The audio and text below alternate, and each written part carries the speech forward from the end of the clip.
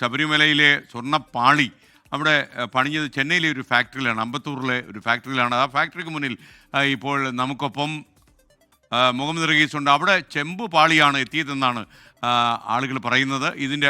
ഇതിൻ്റെ യാഥാർത്ഥ്യം എന്തെന്ന് പറയാൻ റഹീസ് ഈ ഫാക്ടറിക്ക് മുന്നിലുണ്ട്. റഹീസ്, ഈ അമ്പത്തൂരിലെ ഈ ഫാക്ടറിയെക്കുറിച്ച് ആദ്യം പറയൂ, പിന്നീട് ചെമ്പ് പാളിയെക്കുറിച്ചും.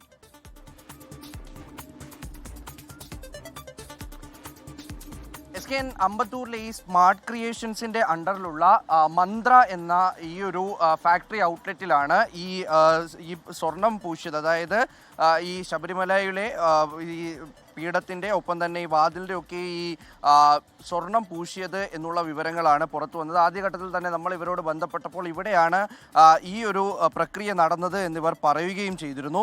അപ്പോൾ ഇത് സംബന്ധിച്ച് ഈ ഇന്ത്യയിലെ തന്നെ വളരെ പ്രധാനപ്പെട്ട ക്ഷേത്രങ്ങളിലെ ഇത്തരത്തിലുള്ള സ്വർണം പൂശലും അതിനുശേഷമുള്ള മറ്റ് പ്രവർത്തികളുമൊക്കെ ചെയ്യുന്ന വളരെ പ്രസിദ്ധമായിട്ടുള്ള ഒരു ഫാക്ടറിയാണിത്. സ്മാർട്ട് ക്രിയേഷൻസ് എന്ന കമ്പനി, അതിൻ്റെ മന്ത്ര എന്നുള്ള ഔട്ട്ലെറ്റ്, അതിൻ്റെ മുന്നിലാണ് നമ്മളിപ്പോൾ ഉള്ളത്.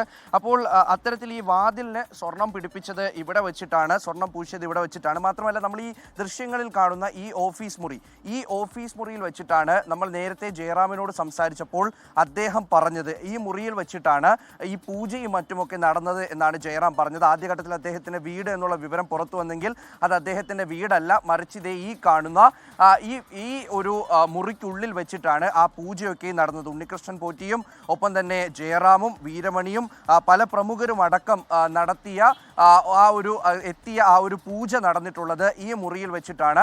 പലതരത്തിൽ അത്തരത്തിൽ ഈ പ്രധാനപ്പെട്ട ക്ഷേത്രങ്ങളിലൊക്കെയും പരിപാടികൾ അല്ലെങ്കിൽ ഈ തരത്തിൽ ഈ സ്വർണം പൂശുന്നതുമായി ബന്ധപ്പെട്ട് വാതിലുകൾക്കും ഗോപുരങ്ങൾക്കും ഒക്കെ സ്വർണം പൂശുന്നതുമായി, വിളക്കുകൾ നിർമ്മിക്കുന്നതുമായൊക്കെ ബന്ധപ്പെട്ട് കഴിഞ്ഞ കുറേ വർഷങ്ങളായി പ്രവർത്തിച്ചു വരുന്ന ഒരു സ്ഥാപനമാണിത്. തിരുപ്പതിയിലെ അടക്കം ക്ഷേത്രത്തിൽ അവിടുത്തെ ഏറ്റവും പ്രധാനപ്പെട്ട പൂജകൾക്കൊക്കെയും കൃത്യമായി ഇത്തരത്തിലുള്ള ഈ ഗോൾഡ് ഒക്കെയും പ്ലേറ്റ് ചെയ്ത് കൊടുക്കുന്ന, ഇവരുടെ ഈ ഇലക്ട്രോ പ്ലേറ്റിംഗ് ആണ് ഇവരുടെ ഏറ്റവും പ്രധാനപ്പെട്ട ഒരു സവിശേഷത. അത് ഏറ്റവും കൃത്യമായി ചെയ്തു കൊടുക്കുന്ന ഒരു സ്ഥാപനമാണെന്നാണ് നമ്മൾ തുടക്കം മുതൽ അറിയുന്നതും. അതിനപ്പുറത്തേക്ക് അവരുടെ ഈ പറയുന്ന അധികൃതരുമായി നമ്മൾ സംസാരിച്ചിട്ടുണ്ട്. വൈസ് പ്രസിഡന്റ് അടക്കമുള്ളവരുമായി അല്പസമയം സംസാരിച്ചപ്പോൾ അഭിഭാഷകനെ ചുമതലപ്പെടുത്തിയിട്ടുണ്ട് സംസാരിക്കാൻ. വിജിലൻസ് ഇക്കാര്യവുമായി ബന്ധപ്പെട്ട തുടർച്ചയായി അവരോട് വിവരങ്ങൾ തേടുന്നുണ്ട്. അതിനപ്പുറം ഈ മാധ്യമങ്ങളോടും അടക്കമൊക്കെ ഈ അഭിഭാഷകനാകും സംസാരിക്കുക, ആ വിവരങ്ങൾ പുറത്തുവിടുമെന്ന് പറയുന്നു. അതവർ ക്ലിയർ കട്ടായിട്ട് പറയുന്നു,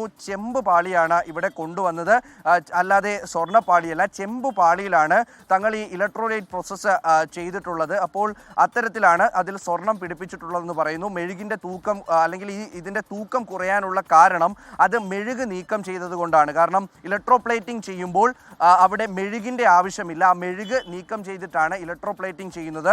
അതുകൊണ്ടാണ് ഇത്തരത്തിൽ തൂക്കം കുറഞ്ഞതെന്ന് പറയുന്നു. യാതൊരു അന്വേഷണത്തിനെയും ഭയമില്ല, കൃത്യമായി അന്വേഷണത്തോട് സഹകരിക്കും, ഒരു വിധത്തിലും ഒന്നും മറച്ചു വെക്കാനില്ല എന്ന് പറയുകയാണ്. കാരണം നിത്യേനമായി ഇങ്ങനെ ഇന്ത്യയിലെ പലവിധ തരത്തിലുള്ള ക്ഷേത്രങ്ങൾ, വലിയ വലിയ ക്ഷേത്രങ്ങളിലുള്ള പണികളാണ് ഇവിടെ നടന്നു വരുന്നത്. അതുകൊണ്ട് തന്നെ ശബരിമലയുടെ കാര്യത്തിൽ പ്രത്യേകിച്ച് ഏതെങ്കിലും തരത്തിൽ ഒരു കള്ളം കാണിക്കേണ്ട കാര്യമില്ല എന്ന നിലപാടിലാണ് അന്നും ഇന്നും ഇവരുള്ളത്. SKN. Okay, thank you Muhammad Rahees.